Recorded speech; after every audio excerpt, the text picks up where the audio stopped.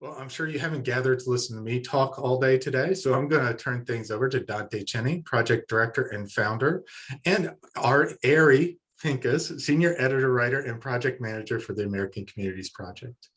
Ari, Dante, over to you. Thank you for that introduction, Eric. It's good to be with y'all today. It's a pretty busy day. There's a lot of things happening in the news, but I'm glad everybody took some time to join us here today. We want to go over a little bit, use this kind of presentation to explain what we do with the American Communities Project, why we do what we do, and what we think we can learn out of it, and we hope what you all can learn out of it as well. Without really further ado, really quickly before we begin, the project is currently based at Michigan State University, though Ari and I, in common COVID ways, are scattered to the wind. I'm in Washington, D.C., and she's in Philadelphia, or Greater Philadelphia, but the project's based at Michigan State. And let me just begin by, I'm going to just kind of walk through why we created the project, how it works, and what we think we learned from it. So the ACP has been around for a while now, in one way or another, for about 10 years. I guess 10 years. It began as something else called Patchwork Nation. I redid this work that I did and renamed it the American Communities Project. It's and the way we rebuilt it, I think, is actually better, and we learn a lot through it. Why do we do this? So the American Communities Project is, I'm a data journalist. I spend a lot of time looking at numbers and trying to understand what's going on in the society and the culture through them, and politically. I think a lot of I work with the Wall Street Journal, with NBC News, and a lot of times I'm studying socioeconomics, politics, and culture. And when you do a lot of work with data, you work with these numbers all the time to try to understand what's happening, and you realize that, you know, these national numbers that we use don't really do a very good job of that. So you look at things like unemployment, you're talking about, you know, overall figures are 5.3, but obviously lower for whites, much higher for blacks, and somewhat in the middle for Hispanics. Median weekly earnings, the national average is about $1,000, but if you get a professional degree, it's basically twice that. Bachelor's degree, you know, bit more, and if you only have a high school diploma, you know, only about 800. Even things like life expectancy, these things can vary from state to state. So it really is just the national numbers that we use to define things, even like the unemployment rate, earnings, they don't really tell the story of what's happening in the country. And I think we all understand that in journalism. So what we try to do is we try to slice things into demographic groups, and we do a lot of work with polling. I do a lot of work with polling with the NBC, it's no longer the NBC Wall Street Journal poll, it's just the NBC News poll. And we break basically all the people we look at into these groups, and we do age groups, obviously, and race and ethnicity. And then we create these clever types, sometimes like soccer moms and NASCAR dads, or Catholics, which is a really big, complicated group, or LGBT, which is a growing group, but again, still complicated depending on where people live and other things go into who these people are. And the problem with doing this demographic slicing that we do is that it really pulls people out of their environment, and you really do just see them as these kind of cardboard cutouts. So that, like, this 25-year-old woman in the data, 25-year-old white woman with a college degree looks like this 25-year-old white woman with a college degree. And I'll tell you right now, from talking to these women, they can be very, very different people.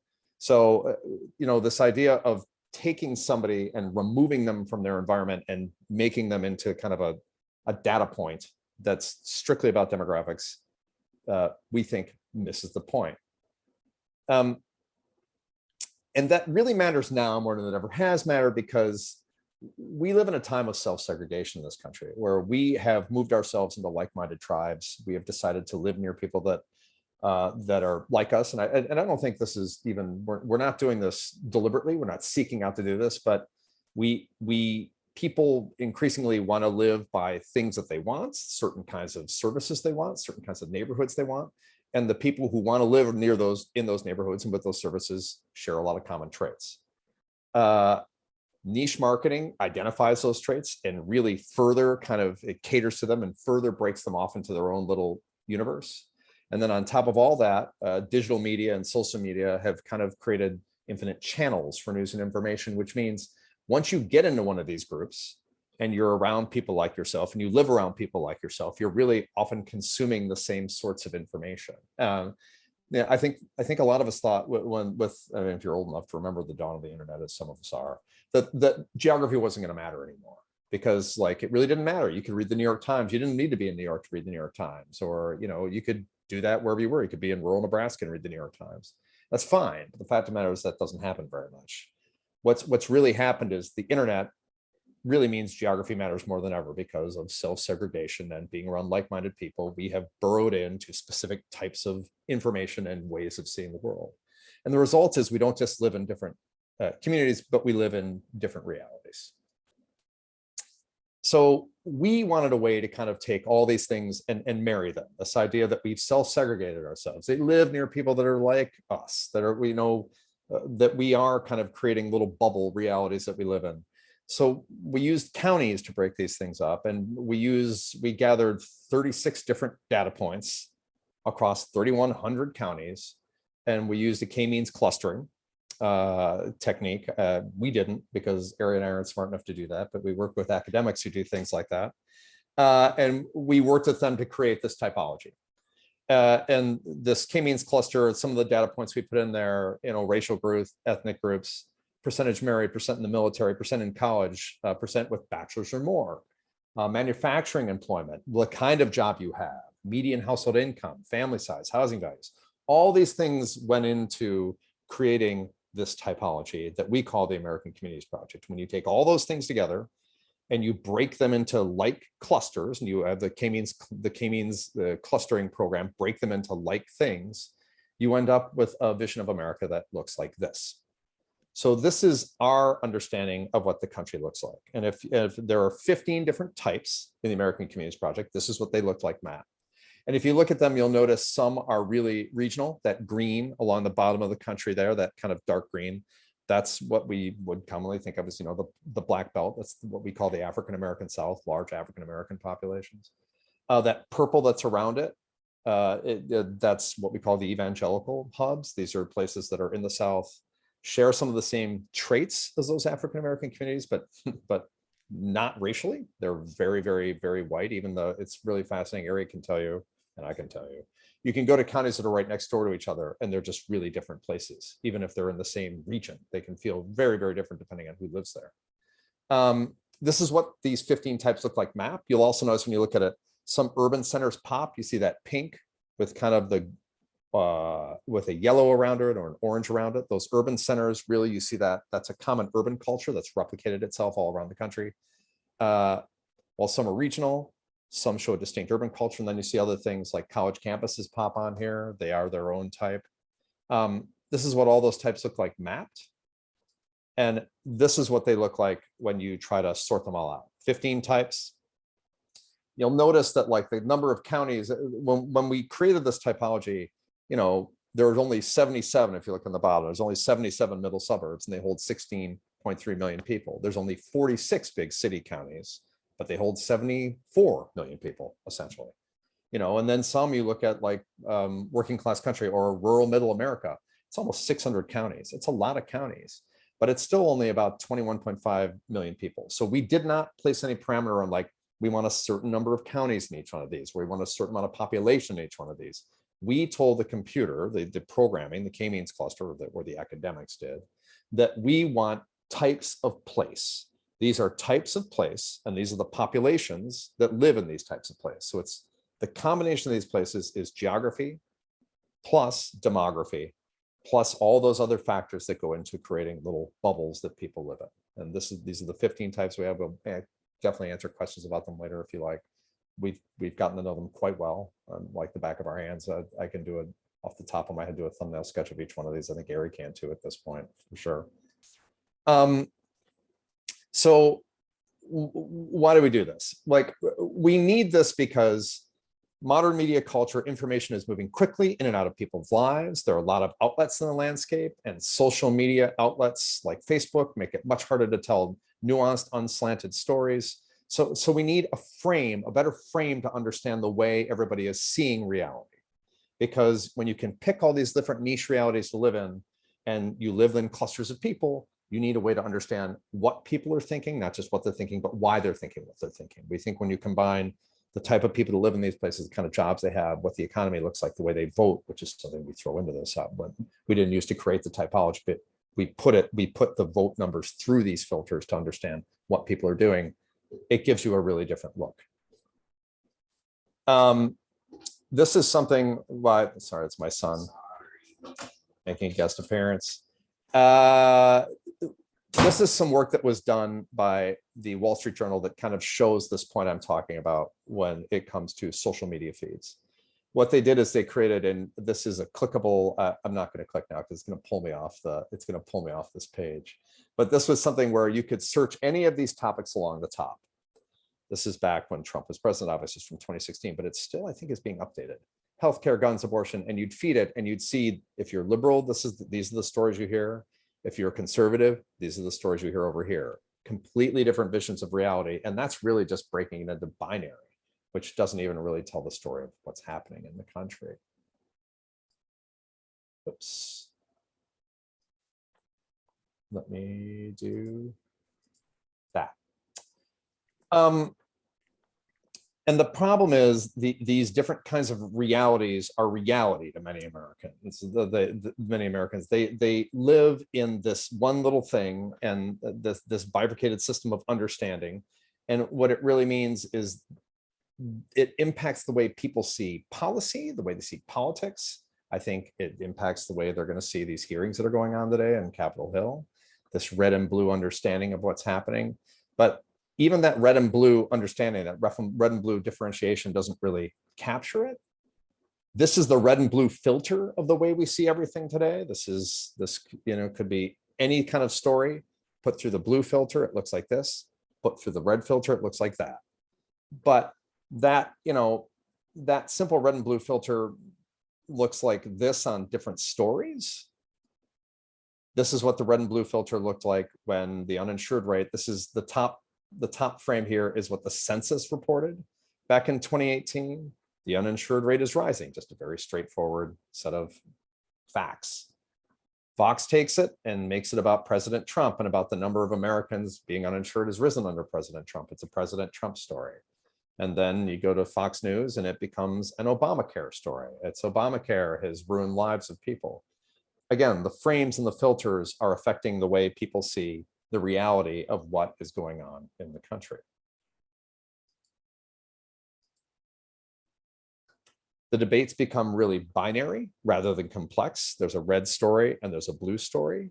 And that really impacts, the issue impacts are hard to see because they get lost in tribalism. Again, this is what we're seeing on Capitol Hill today, the idea of what really happened on January 6th, what really happened in the 2020 election. And the policy discussions get limited by whether really proposals are fit for the larger partisan and ideological narratives of everything.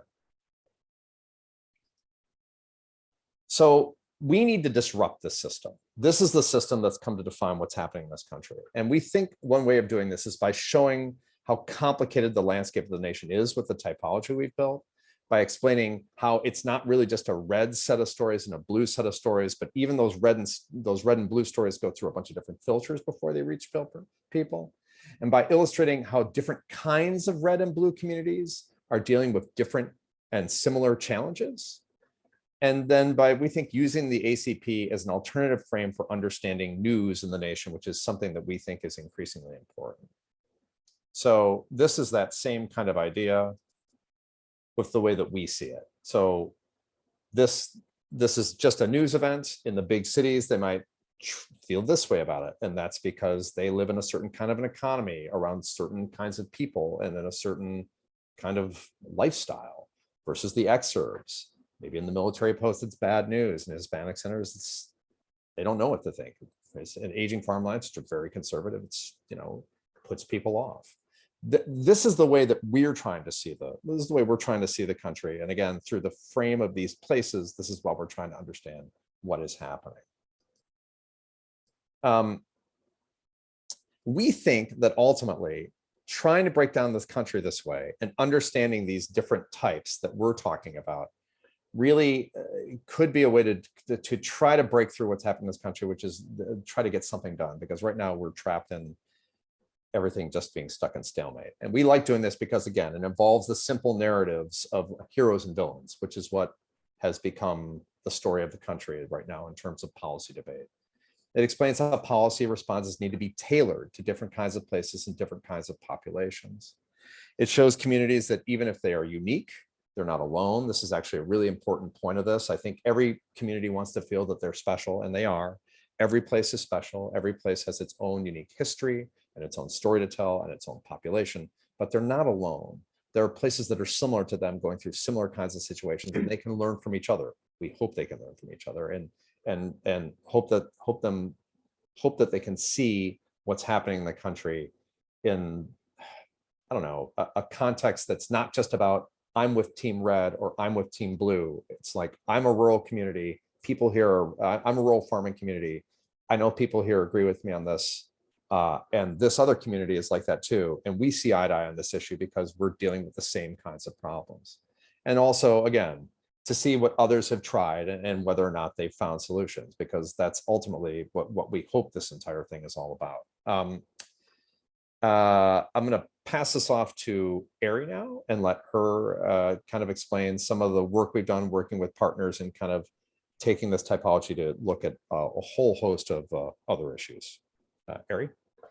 Hi, everyone. Ari Pinkus here. Dante and I have worked together on this project for the past 4 years, but I worked with him on Patchwork Nation when it came into being in 2007. So we've partnered with a number of groups over the past few years, including folks at the Center for American Progress on rural America's economic development. And this started after we released our rural report in fall of 2019. And we continue to work with the new partners all the time. Next slide, Dante. One of our most popular stories is about leisure activities throughout the country. And in this case, what we did is looked at similarities and differences between communities using the Simmons National Consumer Survey in 2018. And one of the things that we found is that cooking is a popular activity nationwide, but we do see differences emerge by community type. And so I'll talk a little bit about that on the coming slides, and that hobbies do differ by community type. So we see drawing and painting and sculpting is very popular in Native American lands and college towns, and also in working class country, and a little bit less popular in other places. Next slide. So going to cooking, we see from youth to seniors, about a third of residents in each community type reported cooking for fun in the 2018 survey. And this figure holds up in communities of color and dense multicultural communities that have additional food and housing hardships to overcome. So this includes the African-American South, big cities, Hispanic centers, Native American lands, and urban suburbs. Next slide. And this is another group that we partner with, the County Health Rankings. And according to the 2019 County Health Rankings, these 5 community types stand out for having unfavorable housing and neighborhood circumstance that can make cooking for fun and baking and barbecuing, which are other hobbies that they track at Simmons, very challenging. And Gallup, another group that we work with, they release a well-being index, although I don't think they're releasing that any longer, but it showed recently that many residents in these areas have trouble affording food. So we put that together to show how these communities still have a high number of people that are cooking, despite the fact that they do have all of these challenges in their environment and their home situations. Next slide. So I just wanted to show a few examples, painting, drawing, and sculpting, and how it differs by community type. Here you're looking at whether they're more or less likely than average to report doing a leisure activity in the last 12 months. So you can see that there are major activities in Native American lands where art is often a prized part of the culture. In another youth bastion, college towns, this art hobby is particularly popular in working class country, which rolls along the striking Appalachian and Ozark mountain landscapes, is home to more artists than average. You'll see them down at the bottom there in brown. Next slide. So I'm looking at another hobby that's popular in different parts of the country is antique shopping and shows. So we see that in rural and suburban regions, including the heavily white aging suburbs in rural middle America, the middle suburbs, and working class country, exurbs and college towns, it's less popular in big cities as well as youth dominated LDS enclaves. Those are communities with high Mormon populations and Hispanic centers. And African American South counties, as you can see, rank much below average as well. Next slide. So another group that we partnered with was these researchers from Princeton and the University of Michigan, who are funded by the Robert Wood Johnson Foundation, as we are. They released an analysis of deep disadvantage for every county in the US a few years ago. And this analysis used data on poverty and deep poverty rates, life expectancy, and low birth weight, as well as the social mobility, to craft what they called an index of deep disadvantage. So every county in the country was given a score to understand what does disadvantage look like in America and where are the nation's most disadvantaged communities. So what we did is we filtered those county data through our 15 types to understand the larger trends in economic disadvantage. And then in a multi-part series, we explored which communities tend to struggle, which ones thrive, why, and how some communities can break the pattern of others in their type. Next slide.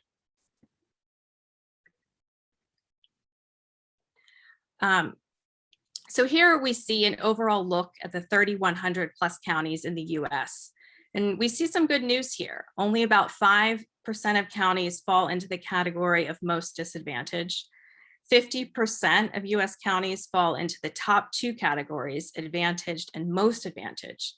In fact, between neutral, advantaged, and most advantaged, the data suggests that 80% of counties provide residents with an environment that at least doesn't serve as an impediment to their well-being. And obviously there's room for improvement. Go on to the next slide now. So when we combine the index with the 15 types, we see these pockets of disadvantage become clear, particularly in communities with large populations of color, the African American South, Hispanic centers, and Native American lands. Now you'll see the 161 Hispanic centers look different from the other two minority heavy community types. Only 20% fall into the report's disadvantage grouping, while 45% are in the advantage groupings. And one reason may be that the kinds of communities these are, they're more tied to the broader economy as agricultural and small town urban-like hubs. So we see how geography makes an impact here. Next slide. Okay, here we're looking at urban areas and we see that they fare better for the urban-oriented types. That's exurbs, urban suburbs, big cities, and middle suburbs. 65% are categorized as most advantaged or advantaged. 30% are neutral and just 5% are disadvantaged. And unlike other community types, none of these 449 counties is considered most disadvantaged.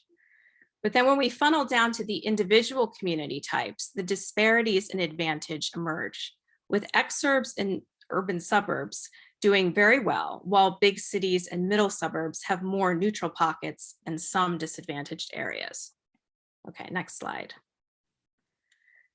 Now moving on to the rural white communities, and we see a range here. There are 6 community types that we classify as rural white communities: Evangelical Hubs, working class country, rural middle America, aging farmlands, graying America, and LDS enclaves.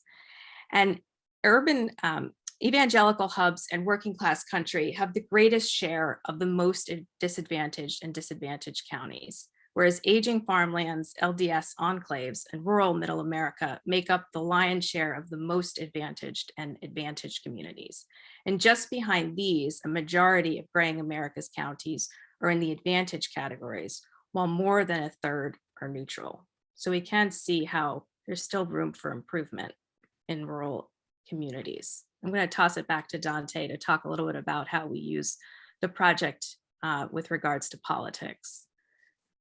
Yeah, and to follow up on what Ari was saying, the benefit of doing this way by mixing geography and demography really is any kind of data you can get at the county level, you can analyze it and see it really differently, because there is this tendency, I think, to try to boil America. It's like it's binary, or somewhat like more than binary, like urban rural, or maybe urban suburban rural, or Democratic and Republican, which we're going to talk about in this next slide.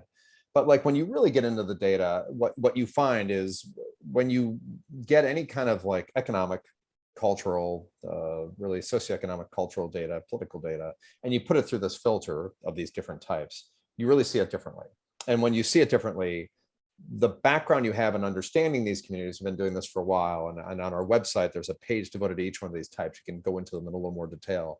You start to understand like why you see what you see. So for instance, when we think about it, the urban suburbs and the exurbs are both, they're outside of major cities for the most part. Some exurbs are close in, some are a little further away, but they're outside of major cities. They're both very well educated. They both have fairly high incomes, but they are opposite ends politically. And one is really kind of where the wealthy, educated Republican population is, and one is the wealthier, more educated Democratic population. Of course, college towns complicate some of that. But this is taking those 15 types and boiling it down to something that's very familiar to anybody in politics. This is the blue-red divide through the typology we have. And when you look at it this way, these are the 2020 presidential results. You see there are some types that are quite close, like you would think the African-American South would be heavily Democratic. The reason it's not is because it's the African-American South, meaning they have large African-American populations compared to the national average, but most of them aren't majority African-American. There's still there's still a large white population. And I'll tell you right now, when you go to those communities, the one thing you see are sharp disparities and sharp divides, even though they're very small communities, rural communities, but you can go to a small community of like 10,000 people and there will be a black grocery store and a white grocery store, and they bifurcate, they separate themselves out. Hispanic Centers, kind of the same story. Native American lands, these communities with large minority populations are really closely divided politically. As you can see on the far right of the slide, when you look at the Aging Farmlands, Evangelical Hubs, working class country, the most conservative, the most Republican voting types that there are.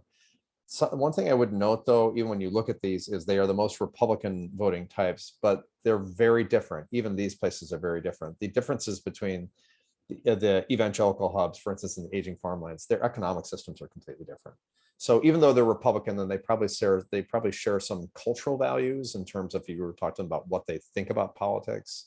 When you look at what's really driving those places at the local level, there's something else going on economically. And it means that even when you go to these places that are both equally red, pretty much on a map, they can feel very different when you get there. And there are different kind of issues at play, different cultural attitudes at play.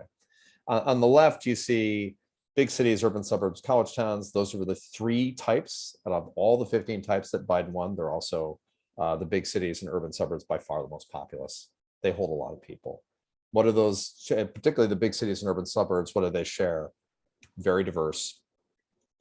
They're increasingly similar in terms of they have high incomes, but they also increasingly have large pockets of poverty. So economically diverse. They're also demographically diverse. They're diverse racially and ethnically. So if you were to look at this, I mean, the shorthand for trying to figure out how democratic a place tends to be is diversity plus density plus education. Those issues are all at play in those communities. Some of the more interesting things to look at on this slide, particularly thinking about where we are in 2020, 2024, and I think for the work that you all do in terms of who you're trying to reach, when you're trying to reach different kinds of communities, look at the middle suburbs. Those middle suburb counties are particularly interesting. They're predominantly based in the Midwest around the Great Lakes. Some are up a little further up in Pennsylvania as well. They are not super densely populated. But they're not rural either. And these are suburban places where the education levels are not very high. So these are blue collar suburbs around places. And what you can see, even when you look at this, when you look at the urban suburbs on the left side and then the middle suburbs over on the right, some of those places abut each other on maps. They'll sit right next to each other and they look like this. So you can have an urban suburb and a middle suburb sitting right next to each other. The urban suburb will almost always break heavily Democratic and the middle suburb will break heavily Republican. And we think that's interesting because it goes to prove some of the point that we get at, which is even in one metro area, I grew up outside Detroit, and there are two of these counties that abut each other. They're radically different. And they're radically different because even though they get the same local news, there's a divide in them that's about socioeconomics and culture, and it leads them to look and feel very different at election time. And we went through these pretty quickly. I knew this was going to happen. I'm sorry, once I get babbling. So what I'd like to do now is we have taken all sorts of data and put it through this filter. We've done this with COVID. We've done vaccination rates and death rates and hospitalization rates and infection rates. Anything we can get county level data on, we put it through this filter. And the most interesting thing about it is it ends up, it's not noise. There are spikes in some places and you can make sense of why they're there. And there are valleys in other places and you can make sense of why those things are there. So starting off, so that's kind of our presentation in a nutshell. We'd love to hear any questions you have about the work you do or how this might apply to the work you do or just how this works in other ways. And I can turn off the share screen now. And do this like this. So are there any questions among the assembled? There are indeed, Dante. Thank you, Dante and Ari, for the presentation. I'm going to start with one about the type titles that Anna from Arizona sent us.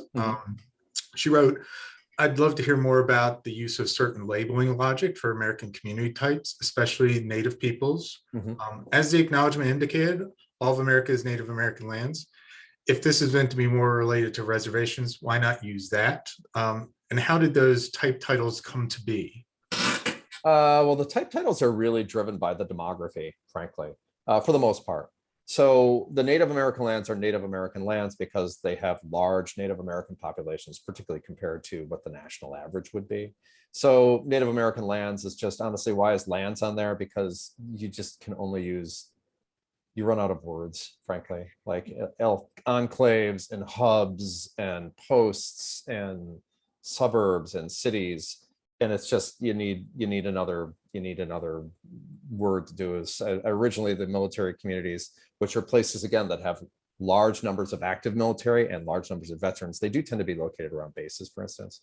When we were coming up with those names, I think I called those military zones. And somebody was like, "You're calling that a war zone? You can't do that." I'm like, "Oh my God, you're right." So I had to change that. But there's no meaning in it other than those are lands with large Native American populations in them. Great, thank you, Dante. Ari, do you have anything to add, or would you like the next question?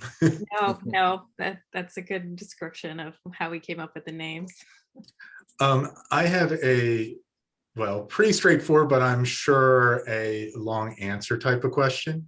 How do you think state arts agencies can use the data and findings from this project in their daily work, supporting artists and granting out to arts organizations and helping build, communities within their states?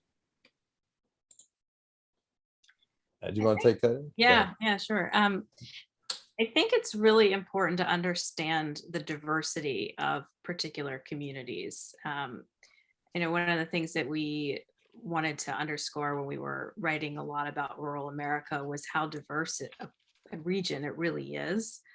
And African American, Hispanic, Native Americans, and I just think it's painted a lot in popular culture and even among policymakers as kind of older white people. And the other thing that we found when we were actually interviewing people on the ground is how many younger leaders there were, mayors, county officials, economic development leaders, wearing a lot of hats in the community. And I think that also is contrary to what people think about when they think about rural America and like who holds the power. They think it's like older white folks, and really you are seeing a turning over happening in these communities, and I think it's good to keep that in mind.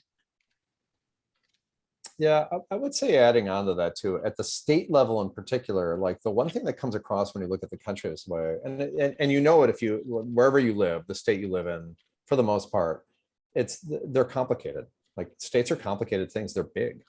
So, you know, I think, you know, if you look at like, I mean, Georgia's a really good example. Like, first of all, the Atlanta metro area is like this sprawling, massive, you know, more than 20 counties worth of land. And like, some of it is really dense. Some of it is Fulton County and Atlanta proper. And then some of it is just these far-flung exurbs. And like, even within that terrain of like metropolitan Atlanta, which should be easy to figure out in terms of planning anything, it varies greatly. Driving like 10 or 15 miles, you can be in a really, really different place. Again, like I grew up in Michigan, and my answer to all these places, questions like this is always like, there's a lot of Michigans in Michigan. There's a lot of Colorados in Colorado. There's a lot of Georgias in Georgia.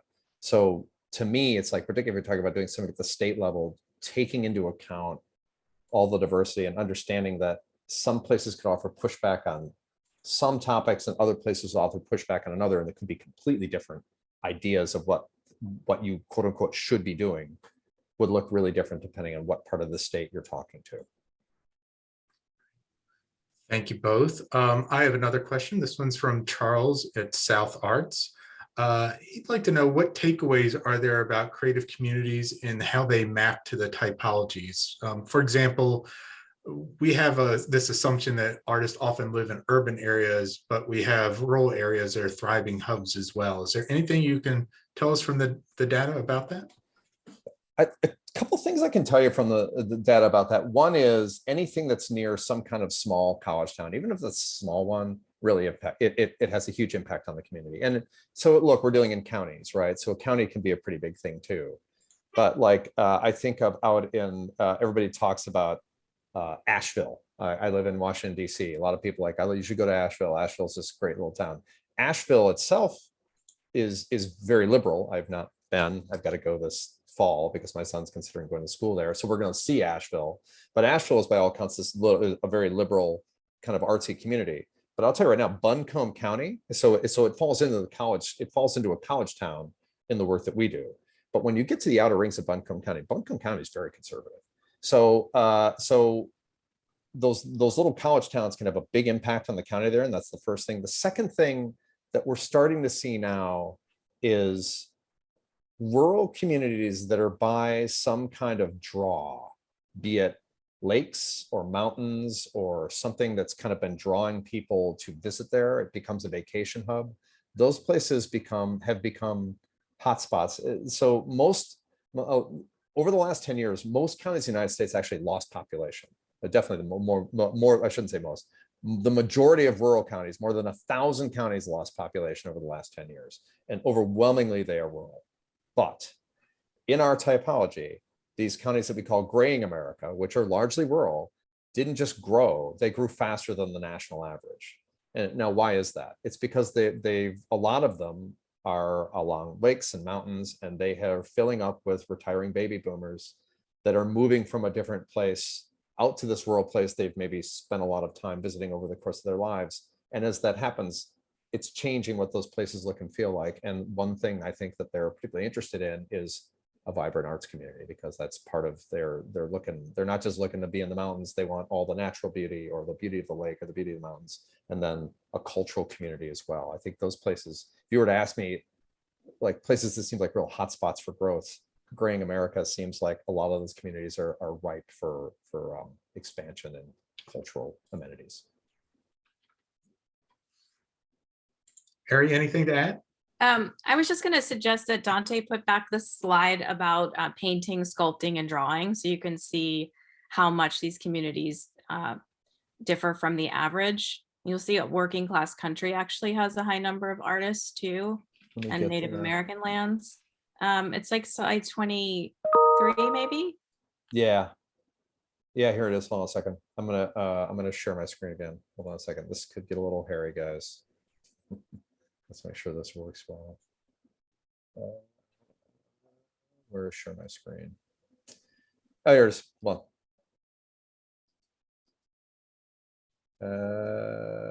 Let's do this. Share. And then I'm going to try to do a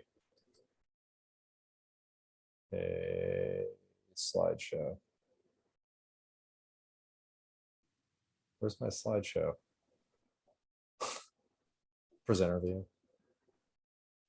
Okay. Not, I gotta flip it. I gotta flip screens now. okay. Sorry, Dante. Did that work?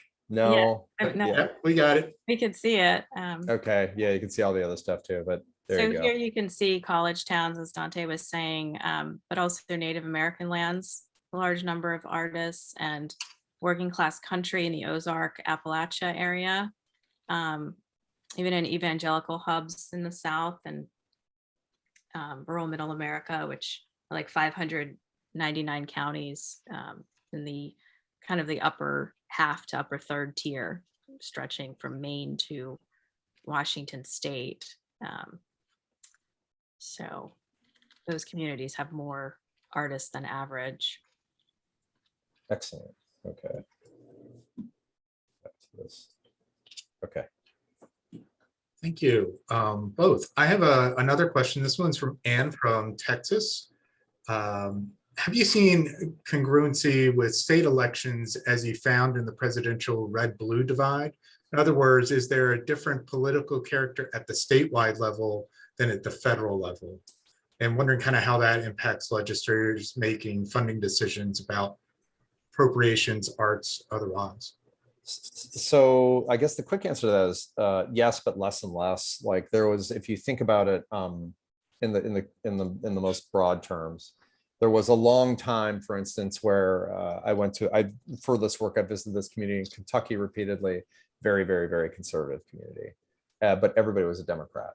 And it was a holdover really really was a holdover from even the Civil War, just that like, we don't like Republicans around here because of the Civil War. So there was a different pattern as to what elections looked like there, but the labels meant something completely different on the state level than they meant on the national level.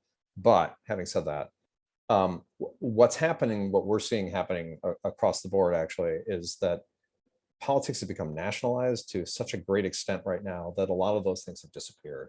They'll still, I think there are definitely still variances, like a conservative, for instance, in Kansas, a conservative Republican in Kansas is probably very different than a conservative Republican in New York, or what qualifies as a conservative Republican in each one of those places, or a liberal Democrat for that matter. But for the most part, the pattern of what the vote looks like, if you're to go county by county, who voted for whom, who voted for what, they're pretty steady. One of the real changes in politics over the past decade has been this urbanization of the Democratic vote, how it's really packed in around these big cities, has migrated south. So increasingly, big southern cities look like big northern cities. I mean, they're not the same in our typology in terms of, if an urban suburb is still different than a middle suburb, and a big city is still different than an urban suburb, but big cities increasingly look similar. So a big city county in Fulton, for instance, looks more and more like Wayne in Michigan or Milwaukee in Wisconsin. That didn't always used to be the case. And then even the rings around have the rings around places, the suburban counties, the numbers are actually converging. They're looking more and more similar. Thank you. We have about 13 minutes left and I have a couple more questions. That being said, if anyone out there still has questions they'd like to ask, just please throw it in the chat. I think we have a little bit of time. First one I have is, what have you found are some of the biggest gaps between what we perceive, like what our stereotypes of these particular areas are, and the reality? I'm thinking particularly within rural communities, but also the urban communities. I know you touched a little bit on this, but could you go into a little more detail about that disparity between common stereotypes and the reality happening in those communities? Harry, you want to take? I babbled a lot. Yeah.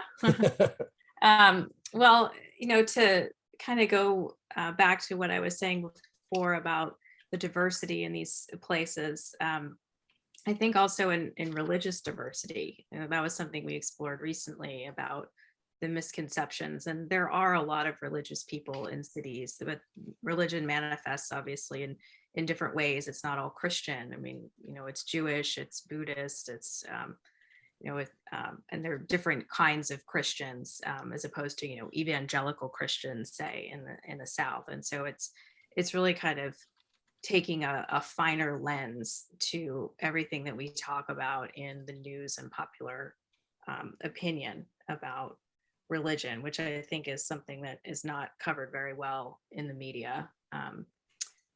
So that would be one area that I would say. And like I said before about the leaders in these communities, I think they are younger. They wear a lot of hats, and I think it's not what you necessarily expect to see when you go to rural Kansas and you see someone who's in her 40s and is so dynamic and knows everybody. And is a great writer, and she does so many different things for her community. Yeah, and I would say in urban communities, the one thing it's been fascinating kind of watch the impacts of COVID kind of ripple through urban communities really differently.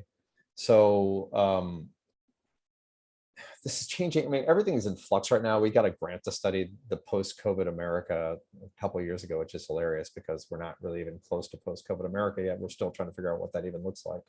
But the idea of how economies and jobs have kind of reformed them, are changing inside cities because of what's available, particularly in service work, and how a lot of those jobs have moved out to the suburbs. Number one, I think that's a really fascinating trend.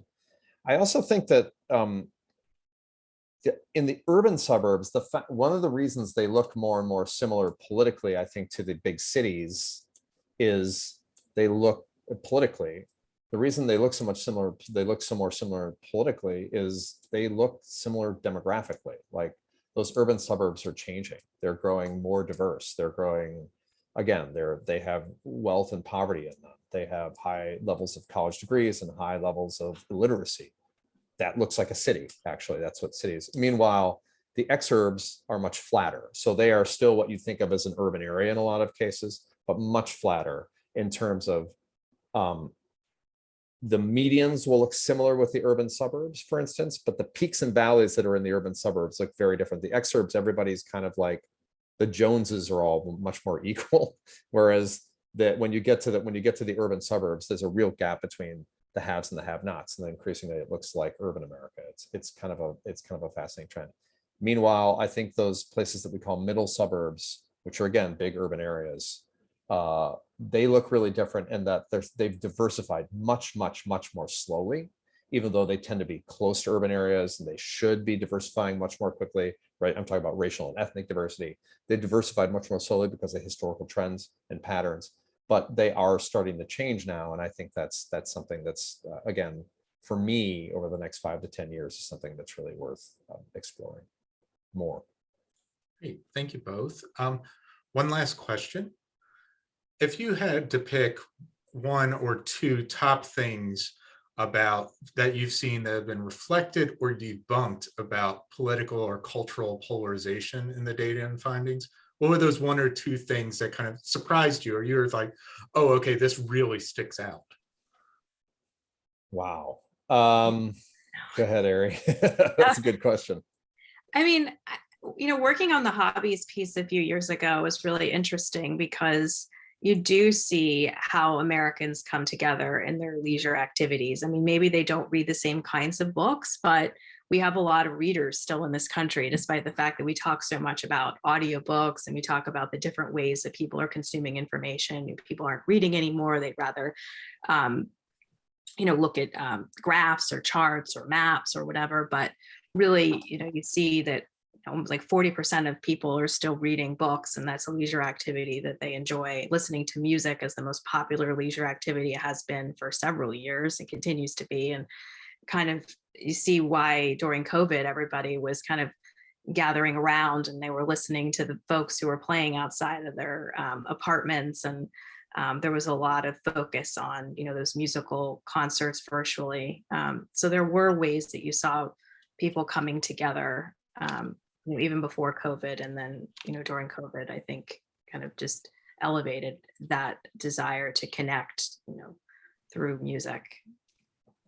And I think in terms of the polarization in the country, so this is a topic near and dear to both Ari and Mai's heart, because we're in line to get a big grant to study just this point, because the divisions that we see in the data, particularly around elections, it's the gaps are wide, and for the most part they've actually grown wider in terms of, like, communities have become, for the most part, have become bluer or redder. It's and that's through different sorts of elections. Like, some communities have just gone off and become much more blue, and the things that tend to separate those places are, again, density, diversity, and education. Those communities have moved off in one direction, other communities have moved off in another. Breaking the stereotypes. Put it this way, when you really can talk to people, the only way to, I think the way to break people out of stereotypes, it's really hard, because people do get their news from certain outlets and they talk to people in their community. So there does tend to be increasingly a set vision of what's happening in the country, a set vision of reality. The only way, but when you can engage somebody in conversation that goes deeper, and when you don't start with politics, which you cannot do, if you start with something else and you start talking to them in that way, you can find that there are some things that they might be willing to say, oh yeah, I see your point on that, or yeah, I see what people mean on that topic, that they would never have said if you'd started just directly asking about politics, or if you just show up and throw something in their face. The idea of engaging them on a different level as a human being, you can break down some of the polarization that way. But I'm gonna tell you right now, the polarization problem is it's real, and it's very difficult, and it's something this country has to figure out, because the thing that's really driving it, in my opinion, is everything has become a zero-sum game. We live in a democracy. The one thing you learn when you look at the country this way is there has to be compromise, because what these communities need and what they want, they're very different from each other. Like, what they really need in the urban suburbs to thrive is different than what they need in the aging farmlands. Like, it's very different. And we need people to be able to understand that if we're going to ever have any kind of way to compromise and come together on things. There needs to be an understanding that I know that you're different from me, and I know your community is different from my community, but I know that you need some things and I need some things, and we need to understand that neither of us is going to get everything, but we got to compromise. And that the only way to begin that conversation is to not to start talking about politics, but to kind of work your way into that subject, and to understand also, but to not make light of it and think like everything's just going to be fine. It's going to take a lot of work. There's a lot of work to be done on the area of polarization. It's a lot. Thank you, Dante. It's a sobering point to end on, but I also think there's a kernel of hope in there. I think so. I hope so. I think so. I mean, as Ari just said at the end there are a lot of people still reading books. There are a lot of people in music, a lot of people engaged in the arts, and the arts are a great place to start that conversation and break down the polarization. Absolutely. So thank you both for that. And thank you all for joining today.